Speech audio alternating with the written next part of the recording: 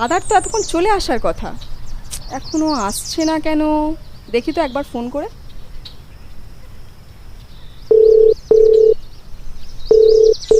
Hello, এদা কোথায় আছিস তুই? এই তো রাস্তায় আছি,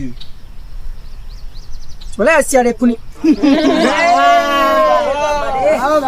দাদা প্লিজ আমাকে যেতে দিন, আমি হাত জোর করছি, আমাকে যেতে দিন, আমি বাড়ি যাব, আমি ভাই ফোঁটা দিতে যাচ্ছি, আমাকে ছেড়ে দিন।